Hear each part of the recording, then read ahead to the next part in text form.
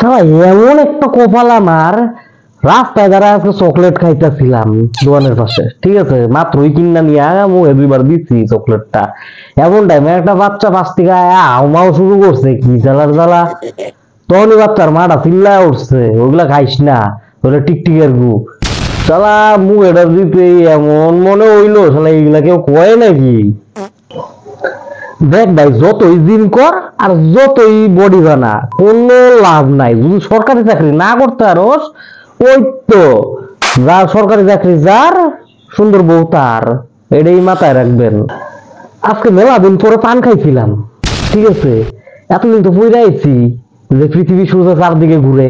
তো আজকে আমি বুঝলাম যে বেশি করে জর্দা যদি খাওয়া যায় আর যদি বেশি করে মদ খাওয়া যায়, কেন মাথা ঘুরে মাথা ঘুরে। আজকে বুঝলাম শালা এমন ভাবে মাথাটা ঘুরাইলো, শালা এখন বুঝলাম যে ওইটা ভুল কথা ছিল। শালা পৃথিবী ঘুরে, শালা চোখ বন্ধ করলে পৃথিবী ঘুরে, খাট পর্যন্ত উড়ে জায়গা। তো কি লাভটা পইরা।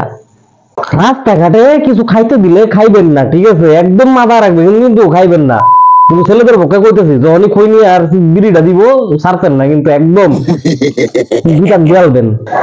মানুষ মারা গেলে শুয়ে থাকে কে জানেন কেউ? আমি আজকে জানলাম, অনেকদিন পরে জানতে পারছি। মানে আমি তো ভাবতে পারিনি কোনোদিন যে জানতে পারুম। মানুষ মারা গেলে শুয়ে থাকে এই কারণেই, যাতে যদি ওইটা দাঁড়ায় পড়ে তা বাকি আশেপাশের মানুষ ঘুমায় পড়বো, বুঝলেন তো, এর জন্য শুয়ে থাকে মানুষটা।